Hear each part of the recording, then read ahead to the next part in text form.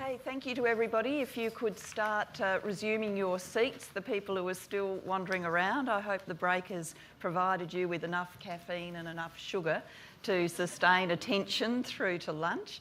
I found this morning a fascinating set of contributions, but when we look across all of it, what Rebecca said to get us started, what Ambassador Russell said, what our panellists said in the last discussion, a key theme that is emerging is about women and leadership, role models, inspiring girls.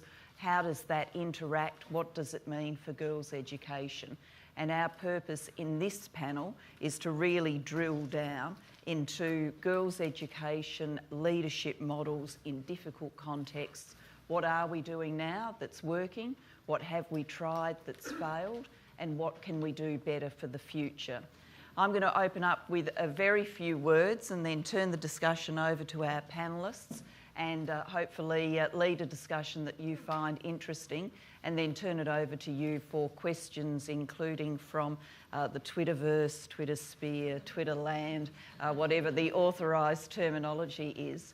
I wanted to just share some perspectives, not really about my personal career as a woman who played a leading role, but the things that I got to observe when I was Minister for Education, Deputy Prime Minister and then Prime Minister of Australia.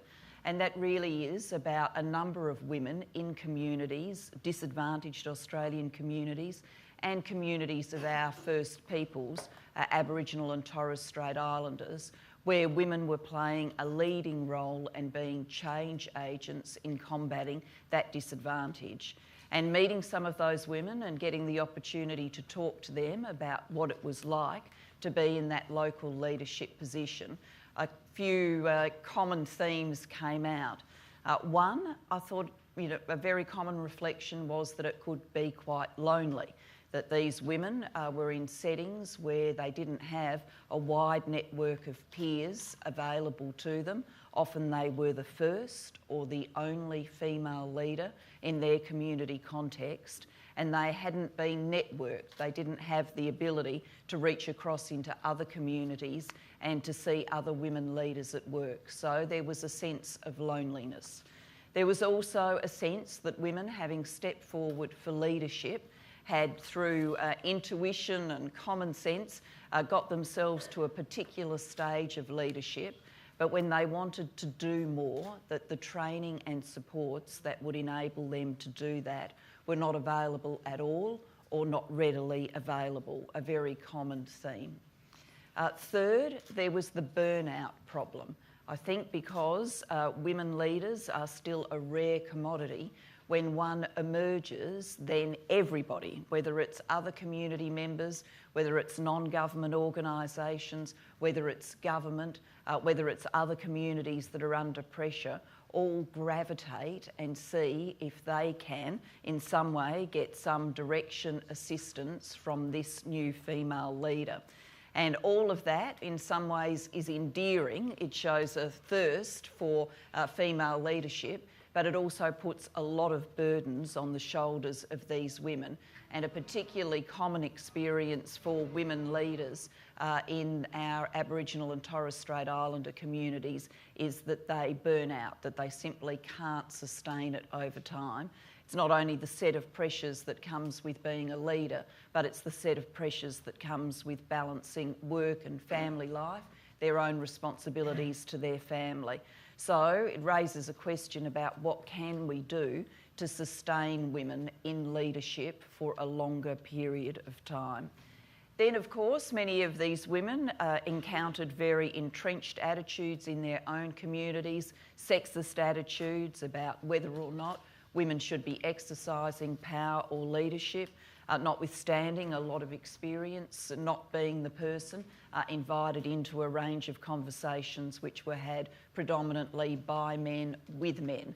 So how do we bust down some of those barriers that are locking women outside the decision making that they well and truly should be involved in?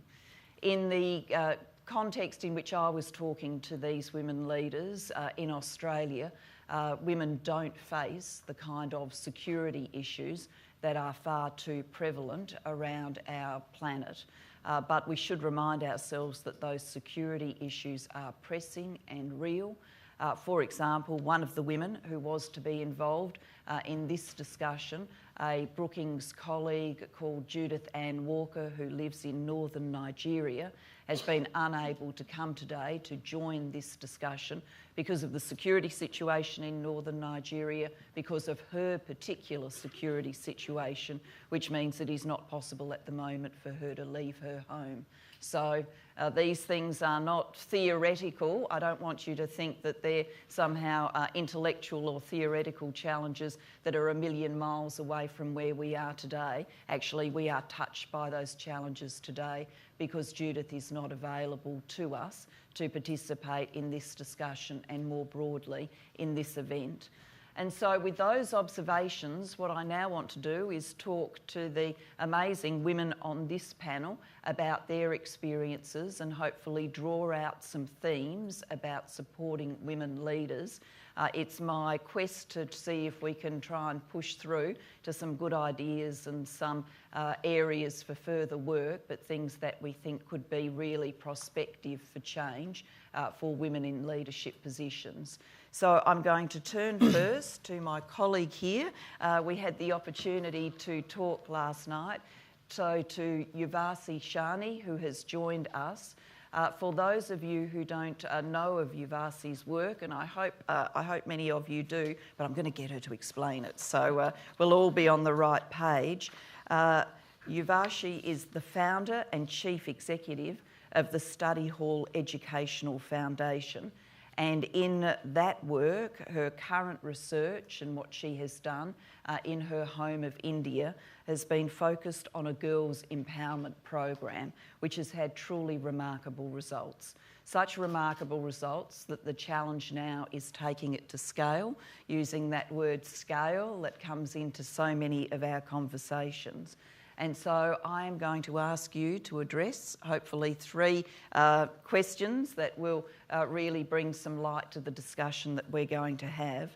I think it would be great for all of us to better understand what the Girls Empowerment Program is and what it's achieved, to understand the issues you're facing when you're talking about taking it to scale, and to also understand what you've learned from the Girls Empowerment Program about what it takes to make and sustain women in leadership positions. So over to you. Thank you, Julia, and thank you all for being here. Our Girls Empowerment Program, I first want to thank all the panelists who've gone before our session to make our task so much easier. And I must say that the conversation seems to have shifted this time round. There's a lot of talk of empowerment, of taking a comprehensive view of education, and of focusing very hard on girls' rights. Our program does all of those things. One of the biggest challenges was to try and understand education more comprehensively, to understand it in the context of girls' lives, and especially in the local context of India, which is not hospitable to girls, as we all know. So the Girls Empowerment Program, we understood very quickly that if you're trying to get girls to come to school, if you're trying to get them to stay, and if you're trying to get them to learn, and then most importantly, if you're trying to make a difference to their lives, then it can't be business as usual. It can't be what you've been doing all along.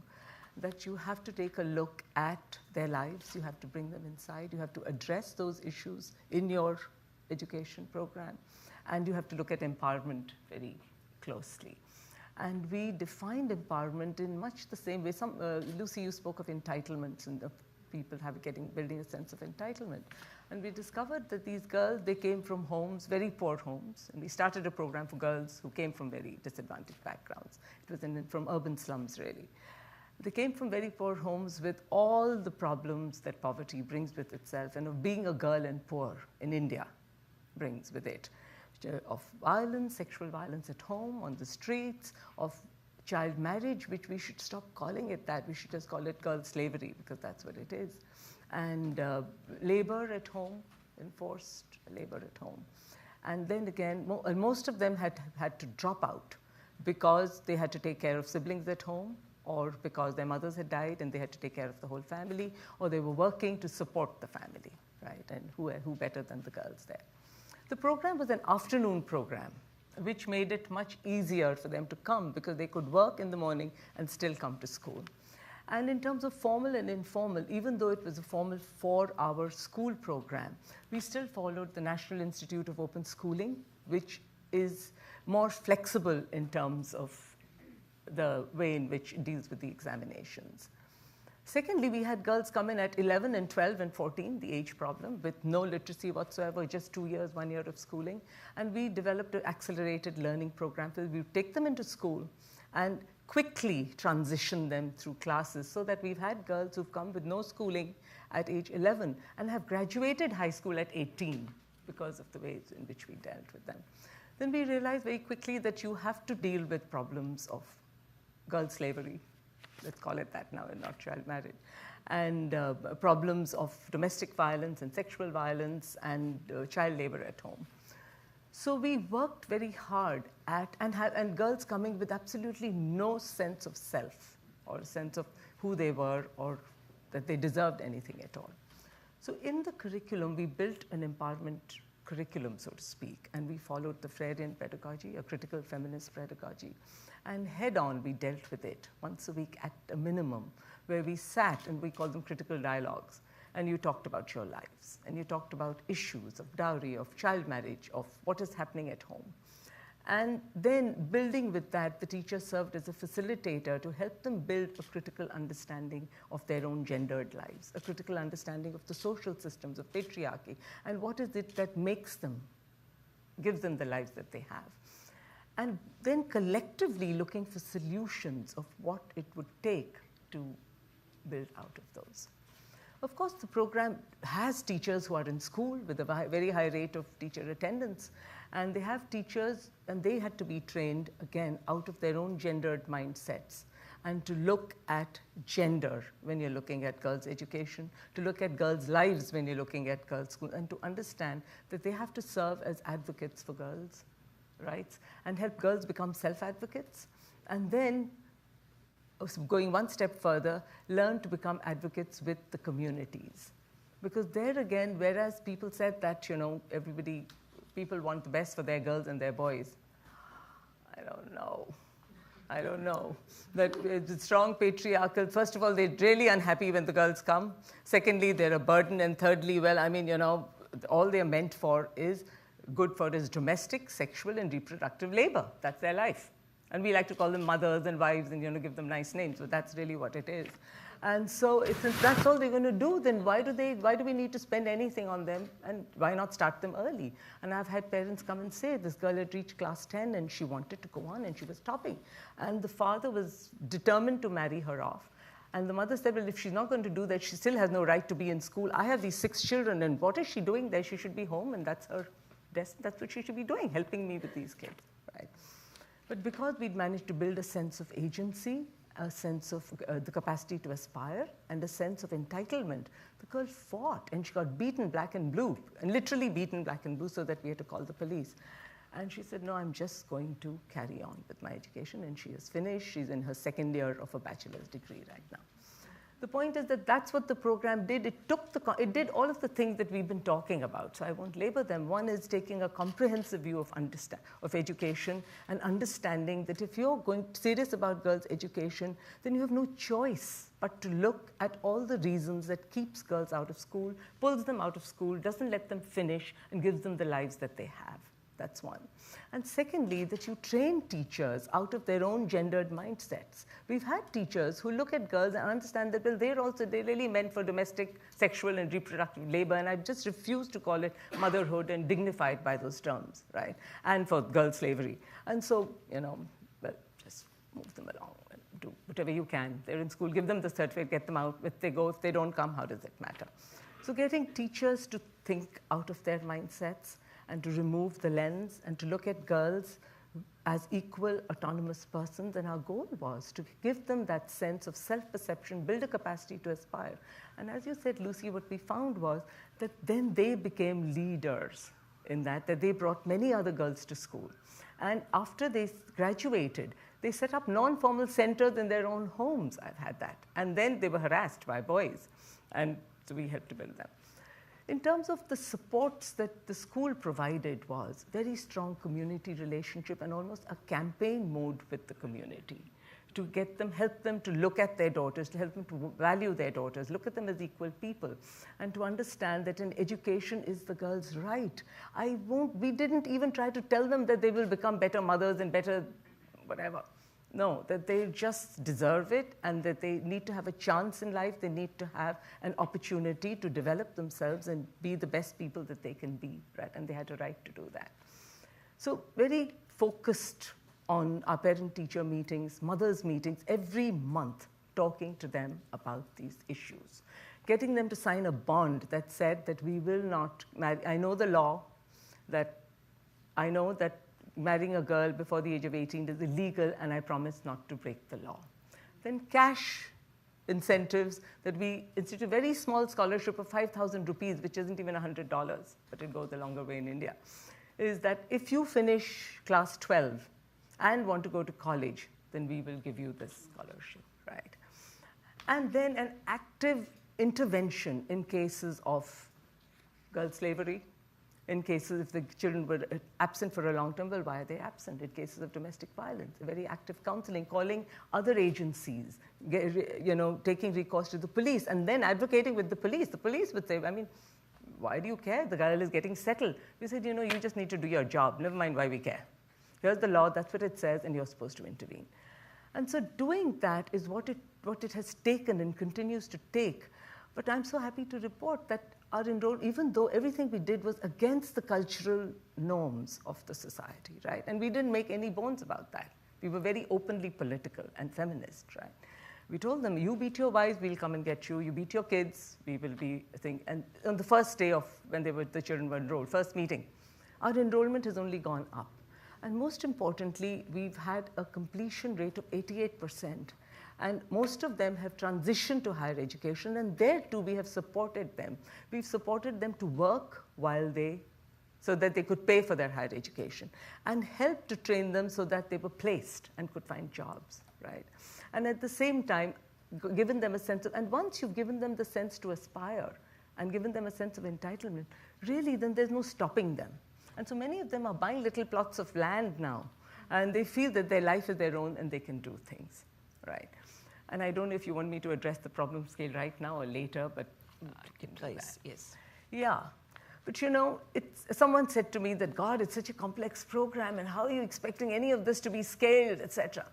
My answer to that, and it's much like yours, Lucy, that are we or are we not serious about girls' education?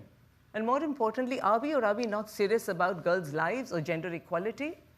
Well, if we are, then you have no choice. Education, first of all, is a very complex thing. And I think we absolutely, I don't know what the word for it is, underrated, underestimated, de-dignify it when we try to make it the simple thing of, get kids into school, train the teachers, it'll all be done. It isn't. For boys and girls, it's both hard, right?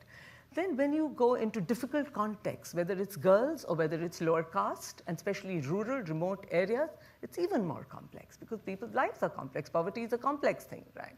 So how are we expecting to girls having some simple quick fix? There isn't one. And so it is complex.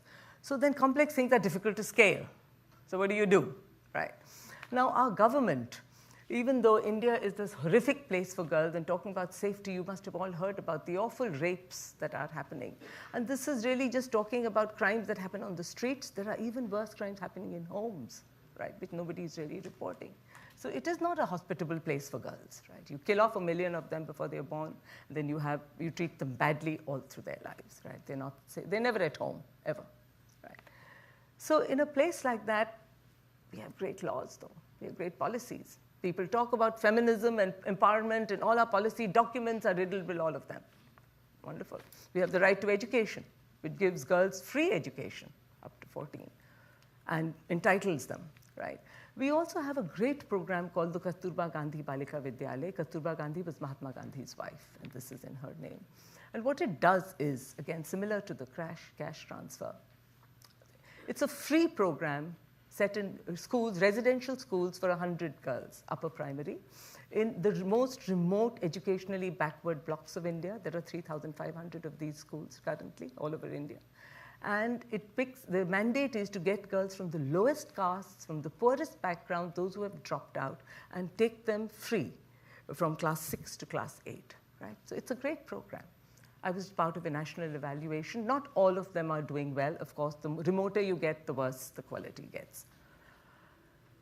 Now, this is a great program, and we were trying to layer the empowerment program onto this. And we've done it with 46 schools, and I am happy to report with a lot of success. Right. But it's taken a lot of work and we've used drama, we've used everything we had, right? And most recently, we ran a very strong campaign against girl slavery / child marriage, where we got the girls to march into these communities, 4,600 of them in each one of their communities, with slogans and street plays against child marriage, protesting and staking their right. And they got signature campaigns from parents, and many other schools joined them because it was so strong. And the teachers report, and they're thrilled because they'd been acting as advocates with the parents, and one of them said, God, I think I've managed to change 100 families' minds about child marriage, and I think I've succeeded. And the girls have been very empowered because it's very empowering to, first of all, have a voice, have people listen to you, have people talk, look at you, and secondly, collectively, to stake a claim, to protest against things that have been happening. And I really think that if we are serious about girls' education, girls' lives, gender equality, then you have to take care of all of these. And in a campaign mode, we've eradicated polio, right? So why can't we do this? I think we can, provided that everyone understands that it takes all of this and nothing less. It won't take anything less. It just won't.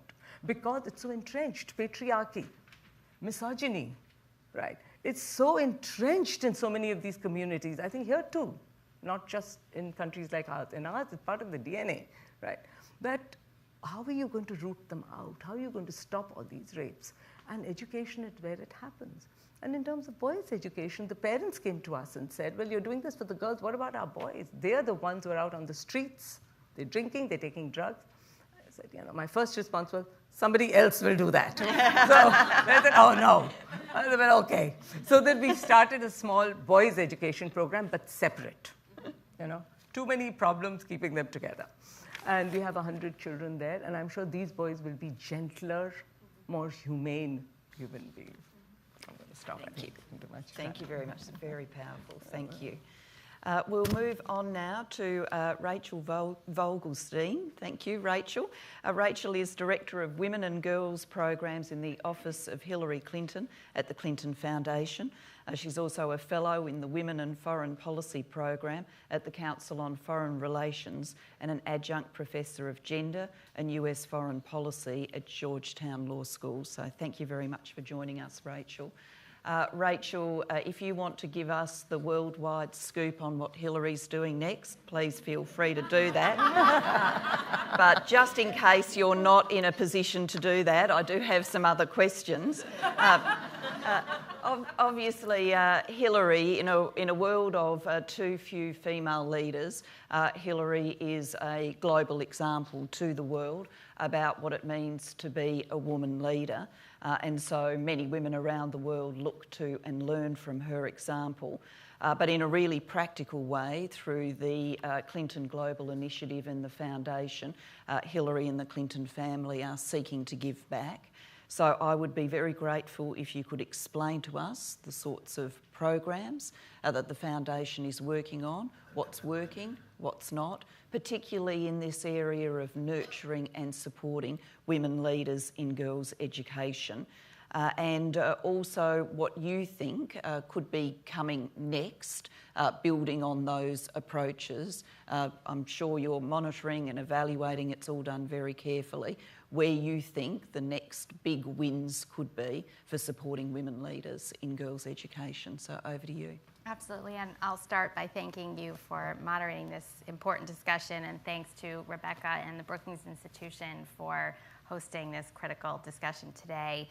Regretfully, I will not be making any news this morning, but I can tell you more about what Secretary Clinton is doing at the Clinton Foundation that's focused on women's leadership and women's empowerment broadly. And it's really animated, I think, by something she's said, which is that to understand where we need to go to achieve full participation for women and girls, we really need to know what it is we've achieved. And I think that animates the discussion really we've been having today about girls' education, about the progress that's been made, and the gaps that still remain. And Secretary Clinton goes back to 20 years ago to the historic Fourth World Conference on Women in Beijing, where, as we know, 189 countries came together to declare with one voice that women's rights are human rights, and importantly, to adopt an ambitious platform for action that really covers the full range of issues that we've been talking about today, including girls' education, but so many of the others that have been mentioned.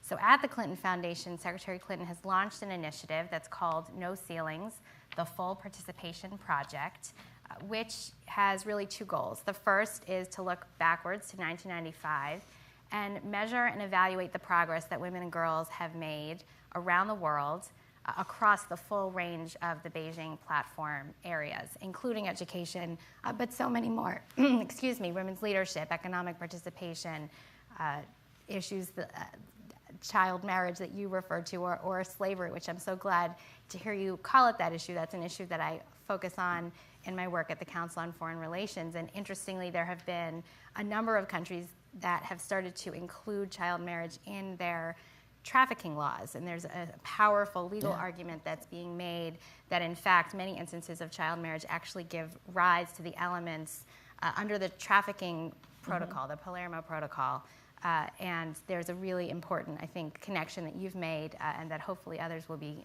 making as well. But really looking across the full range of women's issues and figuring out, where the gains have been made, where the gaps still are, and how we can make the case for filling those remaining gaps. So that's the first part of the initiative. The second part is really focused not on looking backwards, but looking forwards. What is it that we need to do to accelerate progress for women and girls in the 21st century and really finally close many of the gaps? And we are hard at work on the progress report, this global review of progress that I mentioned, together with our partners at the Gates Foundation, who are working with us on that initiative. And the early returns are starting to come in, although our full report won't be available until 2015. But we're already seeing that tremendous headway has been made in advancing the status of women in a range of areas.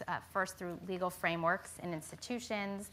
There are increasing numbers of countries that have put laws prohibiting discrimination or violence against women on the books. We've seen the international community elevate women's issues in important ways at the UN Security Council on issues like women, peace, and security, investing in women as engines of economic growth at the World Bank. Awareness has certainly gone up. And in concrete areas, we've seen important gains as well. So in health, we've seen the rate of maternal mortality come down. There are still hundreds of thousands of women and girls who continue to die from largely preventable conditions related to pregnancy and childbirth, but some progress has been made. And as we've talked about this morning, we've seen important gains in the area of primary education, all of which show that progress is possible. So there's a hopeful story to tell here, that when we devote sufficient attention, and political will, and resources, we can, in fact, move the needle. But there are gaps. There are outstanding gaps, and there are large gaps that we've also been talking about this morning. There is no country in the world, including this one, that has achieved the promise of the Beijing Platform for Action. And so this progress report will outline and highlight what some of those gaps are. We know that there are about 4 million women and girls who are missing around the world because of gender-biased sex selection, which was mentioned, because of death in early childhood, because of maternal mortality. And there are millions more who are metaphorically missing because they are frozen out of economic life, political life. They're undereducated, they're underfed, and subjected to many of the practices that we've talked about today. And there are important gaps. So economic participation is one area where we've really seen stagnation. In fact, the global rate of female labor force participation has actually gone down from 57% to 55%, according to the World Bank's most recent estimates. Political participation, we've seen very incremental progress, and you know this all too well, with some hopeful signs of progress in certain regions, for example, in Latin America, but the progress has been far too slow. And education, there's still unfinished business, and I'm so delighted that we've spent a whole day, thanks to Brookings' leadership, talking about that unfinished business. Many of the issues that have been mentioned, from Ambassador Russell in the morning to our distinguished panel earlier, really focusing on making sure that girls make that transition from primary to secondary school, that we're focusing on completion, that we are addressing kind of the constellation of issues that girls face at the secondary level. And we've talked at length about issues like violence, issues like child marriage. These are the unfinished issues that we need to continue to address. Quality, that has been mentioned many times, the violence that girls face going to and from school, and making sure that the gains that we're starting to see in education and that we want to grow will then transition into the economic sphere. And so we've talked about that as well. And so these are the issues, this is the unfinished business that we would really like to put on the global agenda. So what Secretary Clinton will do, together with Chelsea Clinton, who has joined her in this effort called No Ceilings, what they'll do together is articulate a 21st century agenda that will highlight some of these issues and hopefully will dispel the notion that some of you have referenced today, that we've made a lot of progress and that the fight has been won. We know that there's unfinished business, and that is what we hope to continue to put on the agenda. Thank you very much. Thank you. We'll turn now to Patient Stevens, to Dr. Stevens, who's had over 25 years of multi-sectorial work in international development. She's had experiences at the United Nations, at the World Bank, and in March of this year she was appointed the Special Advisor on Education for UN Women, being the first to hold that position. So Dr. Stevens, if I could turn to you, across your 25 years of experience, that's a lot of experience to draw upon, and we're very grateful that you're here so that we can draw on it. What have you seen that has made change for girls in education and helped create and sustain women leaders who can then bring the next wave of change? Can you point us in the direction of what you think has been effective? Are there examples of things that have failed that you think we should learn from? Because I took it as a very big message from the last panel that we're not going to be able to progress if we don't talk about and analyse failures. And I think we'd also be intrigued to hear and energised to hear what you want to do with the Special Advisor position, being the first to hold it. That's a big thing, and we all want to support you in that work. And so if you could share your aspirations in that work, we can figure out the best ways of helping you do it. So over to you, Patience. Thank you very much, and thanks for this opportunity to not only be a part of this panel, but also to listen to the discussion. Since UN Women has now sort of put its 2 feet in the water now with this appointment. And there's a lot to learn, and there's a lot to bring to the table. Let me say I've certainly heard about what we ought to do, but let me also talk about what has not been done enough. Maybe that's another way of looking at it. And that's recognizing that we're in this situation. In fact, we're here today because gender equality counts in education. And perhaps it hasn't counted enough in the past. And even as UN Women steps into this firmer role, I get a lot of questions. Why is UN Women in education anyway? It's how we do it, I'll talk about in a minute. But they do ask, because education within the UN system is seen to be done by UNESCO, UNICEF. UNICEF is about children, so that's their role. But the facts are clear that the reason a lot of girls and young women do not make it through education. The reason they don't make that transition into employment equally paid is because of discrimination. We know that. So we need to deal with that. And that's why UN Women can play a lead role in this area. Now, when UN Women was established, it was given this mandate to lead the UN work on gender equality and women's empowerment. And among its functions is to support intergovernmental bodies. These are, like as you mentioned, Security Council, the Commission on the Status of Women, the General Assembly, et cetera, in the work that they do on gender equality and women's empowerment. So we provide that support to member states. It's an opportunity for us to bring the importance of gender equality and women's empowerment into the discussions that are ongoing, for example, on the post-2015 development agenda, where we've been working closely with UNESCO and others to try and make sure that gender equality is included in the goals and targets that are being articulated in the area of education as well as others.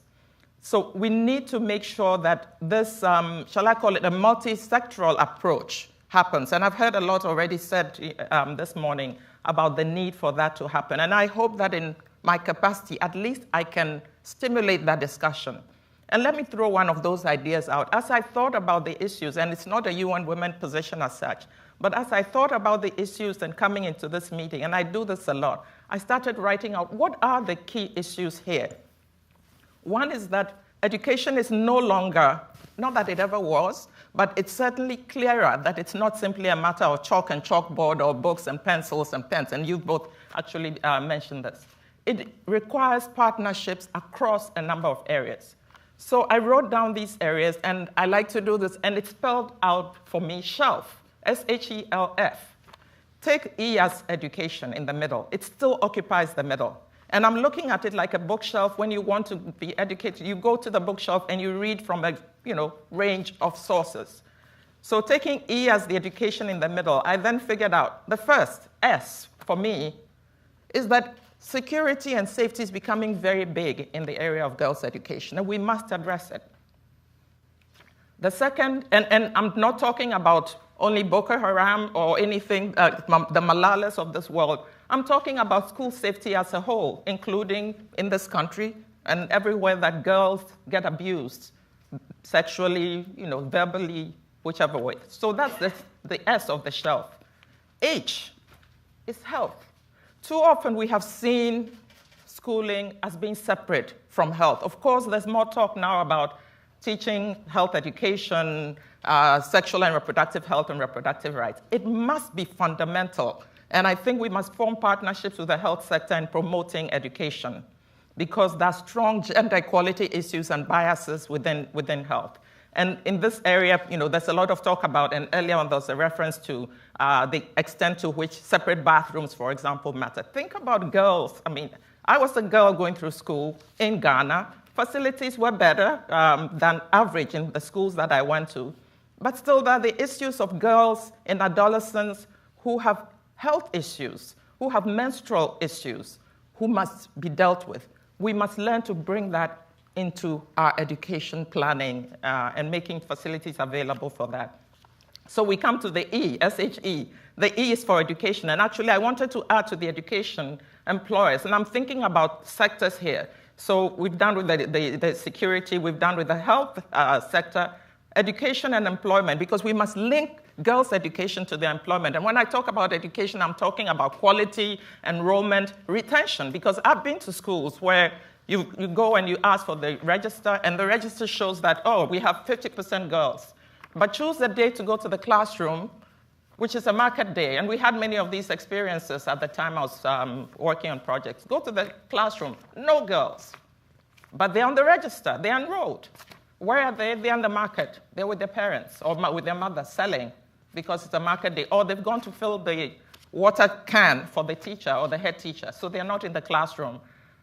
So we've got to deal with this aspect of education. Now, to the S-H-E-L, the law. the law and legal reform is absolutely required. And by the way, this is one of the areas that UN Women can bring a strong voice to the table by working with intergovernmental bodies to strengthen the legal framework, to help norms to be adopted in order to strengthen the legal framework. Let me move quickly. The last one in my shelf is finance. We can't do all of this without financing. So we've got to do that as well in order to address it. So this is just, whether you call it shelf or you call it whatever, the fact is that we cannot continue to approach education as if it's a standalone thing that has to do with books and pencils and paper alone. It has to do with whether girls have that opportunity, whether they're protected, whether they have the access to the resources, and whether governments are on board in doing this. And in that regard, I'm looking forward in my position to help guide UN Women to form strong partnerships with the rest of the UN community and with other partners. And even as I'm here, I'm trying to make appointments to talk with others to find out what we can do. UN Women in this situation believes that in addressing these areas, these shelf and other areas, using technology will be a huge asset. One of the things that gender biases will probably not be able to overcome in a few years, maybe a decade or so, is the power of technology, the power of mobile technology, because no matter what you do, the information is out there. So we want to look at this, and we're currently talking to some partners to see the extent to which we can work with the private sector and with foundations, et cetera, in order to use technology to advance education for girls. And regarding the civil society, I just wanted to mention civil society, because UN Women has a civil society advisory board, and we're working through the civil society advisory board to find out what's really happening on the ground, recognizing that it's not just in the classrooms, but the issues are in the communities. They start from the womb, as you rightly mentioned, the discrimination against girls. They enter the classroom, they enter the workplace, and they follow them through retirement, women. So these are some of the issues I want to be able to address. I want to be able to stir people's imagination to recognize that what we knew as education a few years ago when I was in school, when my parents could trust, I hope they did, that they could send me to school and I would not find a boyfriend immediately, or I was in a co-ed school as well, and that I would be educated. What that belief was, maybe that is past a little bit, because the challenges have become immense, and we need to begin to address that. And I hope that UN Women can play a lead role in addressing some of these issues. Thank you. Thank you very much, Patience. I'm just going to ask questions for rapid-fire responses, and then we're going to go across to questions from the audience and people joining us via the webcast and via Twitter. Can you tell us briefly what first inspired you to do the work you're doing now, and how would we make 500, 1,000, 10,000 more of you? Okay. I think just being a girl in India, right? Being born a girl in India, and in middle-class India, by the way, not poor India. And even then, the discrimination that is almost routine every time. So that I would iron the clothes and my brothers would play cricket. And continuously facing that, and then being married off very early, soon after a high school education. But pursuing my education diligently. I got my bachelor's sitting at home. I was married, and I would study from 6 to 9 in the morning, get all the books, and then give the exam. And that's how I got my bachelor's degree, and I was so thrilled. And then finding that it opened so many doors, and understanding the value of that, but understanding more importantly that reflecting on your own reality, not accepting it. And again, the first thing that the key, I think, is to understanding that you're an equal person and that you're being discriminated against. And then fighting against it step by step and looking for every support that you can find. And there were other women who supported me very strongly, older women, peers, right? And that really helped to do that. So I think reflecting upon that, understanding what it was like. And so when we talked with the girls who came from very poor backgrounds, the stories were not so different. I could have traded story for story in many cases, right? And realizing and wishing that if my school had been different. It was a very good private school, by the way, high-quality Catholic school, but and very strong learning outcomes, etc. And I was a very good student. At the same time, didn't stop me from saying no when I was bundled off to be married, right? I didn't know. Didn't give me a sense of entitlement. Didn't give me a sense of feeling equal. And here was I, a middle-class, privileged girl, and I didn't get it. So understanding, hey, no, school needs to be different. It needs to look at these things, and it needs to support girls in looking for themselves. And I still remember our Sister Superior, she was a nun, and I had just finished, and I had done really well. And she said, what are you going to do after this? I really had no answer because I didn't know. And so I said, I don't know, well, if my father will send me to college, maybe I'll go, maybe I won't. She said, I'm going to go talk to him. I said, please don't do that. I was afraid he'd abuse her or something. So I said, but the point was, see, here was she was trying to support. It was a school, a very traditional school, but still she felt no. And so I think schools should do that, you know. They should go the extra mile.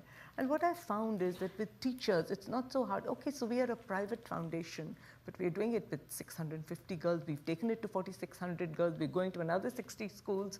And to me, that's scale. But anyway, it's not millions, but it's scale. But the point is that if we can do it with teachers who don't drop from the heavens, who come walk into the door, and they're not even so highly qualified, you work with them, but you can train them.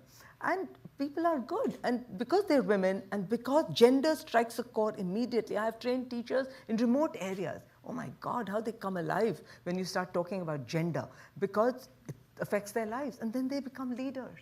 And what we found is when we started getting the teachers to talk to communities during their parent-teacher meetings, not about math and science, but about their daughters' lives, about child marriage, about domestic violence. You know what? The attendance doubled, right? And they became strong supporters. And they participated fully in the child marriage, again, in the child marriage campaign, right? So you have to have many, many, many leaders, right? And the leaders can be the teachers. The teachers must be leaders in girls' education. The students and community, the parents. So you can build that as long as you understand that it takes all of these things, and you understand that it's not rocket science, it's not so difficult. It takes, sit down and talk. Let's sit down and talk, right? And even the training, and it needs training teachers, it needs looking at the curriculum differently, it needs looking at the role of teachers differently, the role of schools differently, of looking at learning outcomes differently. So we made part of everything that we, empowerment, part of the learning. They must leave with a sense of entitlement, they must leave with a sense of agency, they must leave with a sense of a critical look at gender. That's part of the learning outcome. And you start very early, you start when they're 9 and 10. And you carry on till they're 18. And you keep asking them the question, so what will you do after school? So what do you want to work at? What is your life going to be like? Help them imagine. Do a lot of drama. Get them to write poetry. Get them to make films. And when we're supporting teachers in distant locations, use the mobile phones. Call them regularly, almost like a call center, and say, so how did you do? How did the meeting go? What are the girls doing? And have you had any dropouts? What's happening? And then they share, right? So it's not so hard, and what it needs, first of all, the will. Secondly, understanding that education is hard, that you need to take a comprehensive look, and looking at lives and seeing how do you want to change lives, and being serious about gender equality. And in a very unequal gender world, that's really hard. That's right. Thank you. And if I can pose to both Rachel and Patience the same question, picking up off the F of the shelf, the ugly subject of money, with another hat on, apart from the Brookings hat, as the chair of the board of the Global Partnership for Education. We've got our replenishment conference in Brussels next week. We've been working hard on donor governments giving us sufficient funds so we can continue the good work of GPE. It's not easy. And the education share of the aid budget has been dropping and dropping dramatically by 10% in recent years.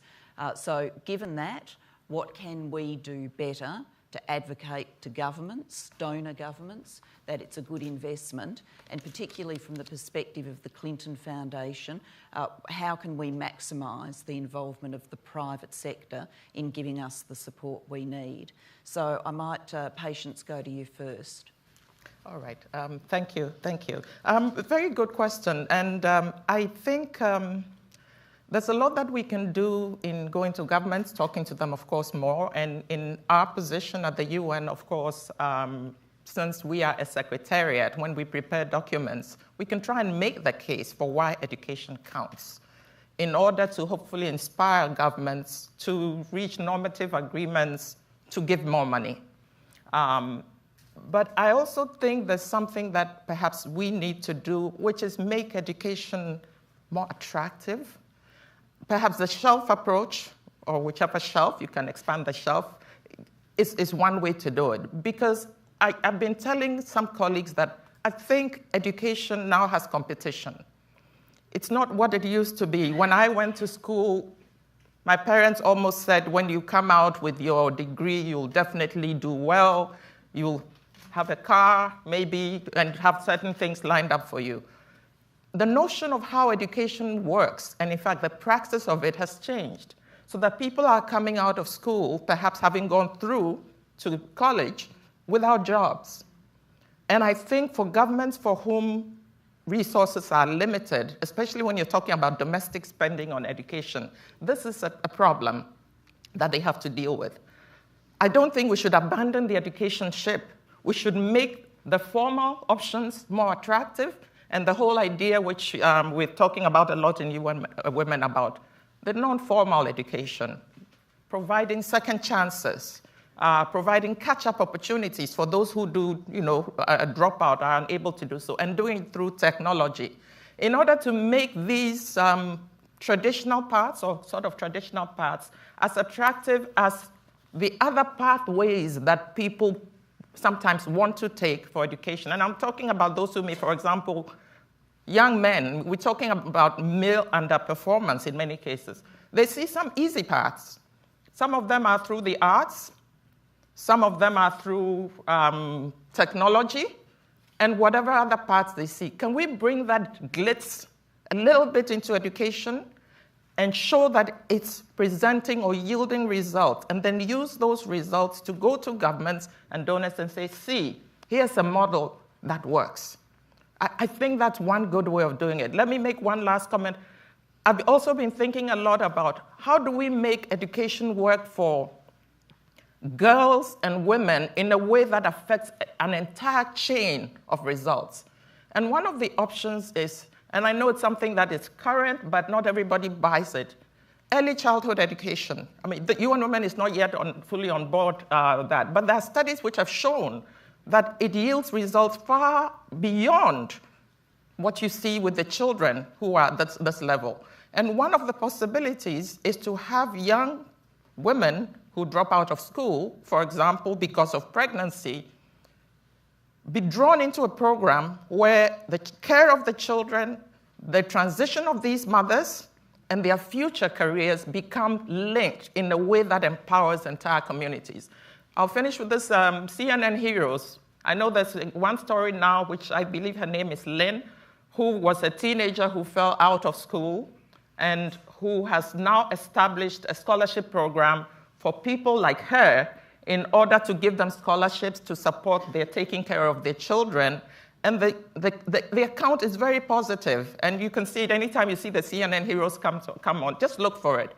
I think it's a very positive story. And I think we need to do more of those in order to make a case to potential funders, governments, that education still pays. Thank you. Thank you. And Rachel? Well, I actually thought back in hearing your question to a speech that Secretary Clinton gave in 2012, which focused on closing the gender data gap. And at that conference, she said that data not only measures progress, it inspires it. So I think one answer to the question of how we increase financing is to continue to make that case with the evidence and the data that we already have, relying on leaders like the Brookings Institution to continue to build that case. And there's a strong case. We've heard about it all morning. And there's important research going on to continue to validate it. But that will help us build the leaders, women and men, to really focus on this issue and put the resources where they deserve to be. And Secretary Clinton talks about her travels throughout her career, where she has raised these issues with leaders over and over again, and how she will see the eyes glaze over. There she goes again, talking about women's issues. And at the State Department, she really made a concerted effort to make the case this is not only a moral issue, though it certainly is, but it's a strategic issue. So continuing to build that case, I think, is one critical answer to that financing question. And another is the private sector. There's really been a shift as we look to what has changed since the Beijing Women's Conference in the participation and the interest of the private sector in seeing elevating the status of women as critical, not only as corporate social responsibility, but really to their bottom lines. And certainly through the Clinton Global Initiative, the Clinton Foundation will be working to marshal really the three legs of the stool, because government, incredibly important, but also the private sector together with civil society to come together to finish the unfinished business that we've talked about here today. Thank you. Well, I'll turn it over for questions now. So we're talking about leading the charge in girls' education, who's doing it, how they're doing it, how we can help create and sustain more female leaders to do it. So if there are questions, I'll take a few and then try and direct them. Yes, I'll take yours. That's the risk of being controversial. I think the microphone's just on its way to you. Here we go. Thank you very much. I listened with great interest to the discussion this morning, and now after break. At the risk of being controversial, let me start by saying we have talked about individual leadership in education. But I want also to look at the leadership at the agents level and whether this may be the problem in education. When I was a manager at the World Bank, I was responsible for both education and health, responsible for education, health, and social protection. What I found out was that in the health sector, which is equally as complicated as education, the paramount of WHO could not be questioned. But I think that in education, the paramount of UNESCO is questioned. Is this not part of the problem that we are actually facing in education? Okay, thank you. So we'll keep that one in our mind. Yes, at the back. Yeah, my name is Michael Howard, Howard University. I have a question in regards to the global image of America and how it relates to, well, I wouldn't say paradox, but I would say hypocrisy in regards to its own educational mandates in this country, especially with the exceedingly amount of the political framework which is being created in this country with the resegregation of schools in this very country we are now in the United States. This hypocrisy is unbelievable. Moreover, in the astounding image of this young lady right here, she's representing the Clinton Global Initiative, and we have this huge adult illiteracy right here in Washington, D.C. I taught in Washington, D.C. public schools for over 15 years. I couldn't believe it, and still can't believe it. It's growing every day. So how do you reconcile these two, one global images and then the images here at home? It seems like the Cold War here is taking place right before our eyes in the framework of education. Thank you. Thank you. Okay, we'll take a question here.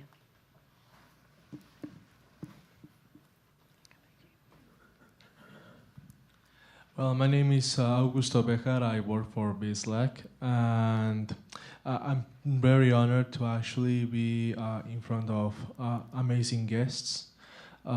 This question might go mostly for Ms. Sani. I'm very interested in the power of culture as the greatest ally within the gender equal plans we want to do, or actually the biggest hurdle of it, as in the case of India. Maybe this might be general, but what could be your recommendations to actually try to make a program or some actions that could absolutely change a culture that is very male favoring, very male dominated, not only to males to understand, but to also women to have that sense of agency, because as I've been looking to the issue very closely, I've seen that even women themselves are one of the major protectors of these of the cultures that actually kind of go against them. So that will be actually my question. Thank you so much. Thank you. Okay, so with limited time and trying to take as many questions as possible, we've got the three easy issues of cultural predispositions, global leadership, and potential perspectives on American hypocrisy. Okay, we're going to do our best. I'll come to you at the end on the cultural question. As the American on the panel, I just think, there's nowhere else to go. Rachel, do you want to talk about the hypocrisy question? And as the UN representative, Patience, you get the global leadership question. So here we go. I'm happy to, and thank you to the questioner for raising this issue and painting the sobering picture that you did. And I should emphasize that at the Clinton Foundation, the No Ceilings Initiative is focused on 197 countries and or signatories to the Beijing Platform for Action, including the United States. And earlier in my remarks, I observed that no country in the world, including this one, has achieved the promise of the Beijing Platform for Action. So this is truly a global initiative that looks really at all countries, including this one. And of course, we know that there are many issues of gender inequality and, of course, the issues about literacy that you raised that we face here in the United States. And the unfinished business here in this country is not limited even to what you've described. I mean, certainly in the realm of education, thinking about discrimination that girls still face, the epidemic of sexual violence on campuses, thinking about the issue of STEM, science, technology, engineering, and math education and the disparities there, and then broadening out even from education to issues like women's participation in the labor force, which has actually declined here in this country, thinking about the very small number of countries of which the United States is one that don't have paid family leave. There are many issues that are unfinished here in this country, and at the Clinton Foundation, we'll be working with partners across private sector, governments, and civil society to try and close some of those remaining gaps. But thank you for that great question. Okay, thank you. Patience, the UNESCO global leadership question, just an easy one. Yes, to the controversial question. Well, thank you. Thanks for the question. Let me say that the UN has never, well, none of the agencies has ever worked in complete isolation. In fact, we believe, especially at the ground level, in one UN. And with regard to UNESCO, I don't think that UNESCO, one can say UNESCO had a supremacy that did not involve the work of others, because regardless of which area of work you take, you have others engaged. The World Bank, for which you apparently work, for example, works in health. I know that because I did that when I was there. So I know they work in health. UNAIDS works in health. WHO works in health. UNICEF works in health. UNFPA works in health. Maternal mortality cuts across a number of them. And I actually think that if we really want to be successful in addressing girls' education for the future, we should have all hands on deck. It is consistent with the whole Sustainable Development Agenda that we are looking at right now. And I believe that the problems have also gotten more complex over time since the Beijing Platform for Action was outlined. The key issues are there, it's still valid, but I do believe that there are complexities. For example, UN Women, inheriting from previous entities, is working on women and peace and security. Who would have thought? Because those issues sat in the Security Council, and we did not have a chance to address those. But thankfully, thanks to a resolution in 2000, Resolution 1325, we can now begin to look at how women and girls are faring in situations of armed conflict, because we know that they are severely affected and are victimized in situations of armed conflict. So your question is valid. I know where it's coming from, but I do believe that the UN system, much as we are not perfect, tries to work together and it should work together in order to reap the results that we need from across the board. Thank you. And cultural change. Yes. Thank you for that question, and thank you for raising the issue of culture. In fact, last night at dinner, there was this question that whenever there's an issue of culture, I think Alice raised it, and there's, foreign agencies back off saying, oh, there's country ownership and you shouldn't be touching that. Well, I don't know. In terms of, issues of culture, issues of religion, right? I want to include that because that's very important too. And when normally they are issues that protect a male supremacy thing, that protect the status quo, right? And so when you talk about country ownership, whose ownership are you talking about? Who are the representatives that own this culture and want to keep it sacrosanct? It's normally the male dominant groups in that culture, right? And it works to say, normally development agencies and other agencies are happy to back off because when that gets political, it's too dangerous and, you don't want to. Even with the will, you feel you don't have the mandate to. Well, thankfully, I don't have that issue, being an insider, right? But at the same time, you have culture. At the same time, you have UN charters, right? And what are they talking about but values? They're talking about equality. Many cultures don't have equality as their values, but we've still gone ahead and had this the UN Charter, which is global, which talks about a UN Charter for child rights, for women's rights. And it's not talking about Indian women or Western women or African, it's talking about all women, right?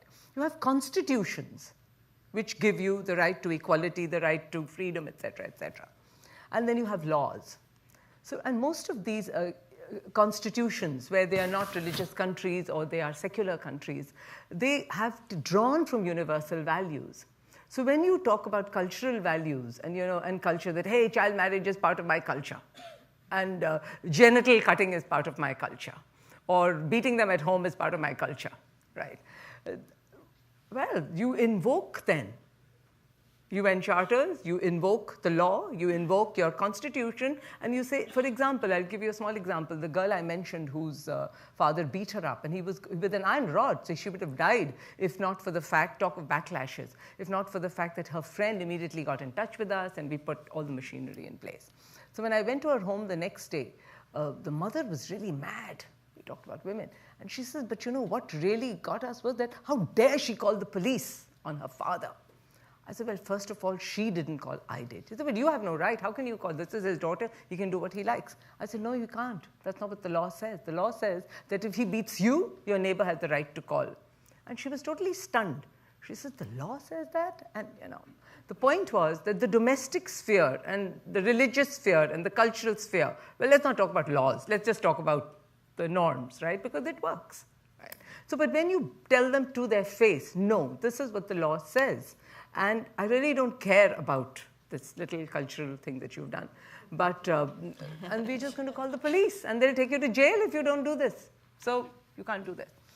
So in short, that's how, if you're asking how we counter it, one is by invoking and calling to your rescue the laws that you have, and thankfully we do. There is a law against child marriage. We publicize it. We have posters that we stick over there. There's a bond that we get them to file, right? There are laws against domestic violence. We use that, even though we have to really fight with the police to get them to even file the FIR. We say, no, that's your job, and here's the law, right? And if we need to, the UN charters, etc., right? So that is one. And secondly, which is why, as part of the curriculum, there's legal literacy. We have posters of all the laws, which we say plaster them in your classroom. And when the parents come, let's talk to them about that. And again, it's a slow process. We have girls put stage plays, make little films on what they feel, how they feel about domestic violence, right? And, appealing that, don't you love me? I am your daughter, right? And you change their minds slowly. And the teachers work as advocates, and what are they doing? They are changing cultural norms. And again, what I'm a strong advocate of, hasn't worked yet, is to get gender studies as part of the curriculum. It should be. We talk about environment studies. We talk about disaster management, right? You're teaching them math. You're teaching them science. Why? You want a scientific temper. Well, don't you want them to think equality? So why shouldn't we have gender studies, right? And it should be like any other study, any other course.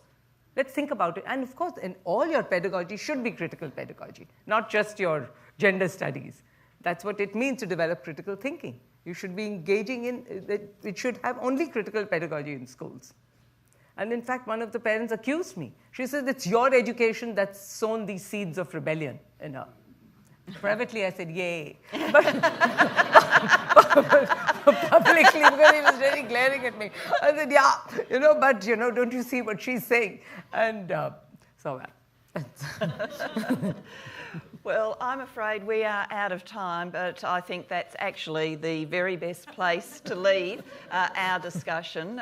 We started the morning by noting that if you educate girls, you change our world. I think we've heard some great examples about the way our world can be changed and some of the challenges that still remain. So can I thank each and every one of you for this discussion and you for attending.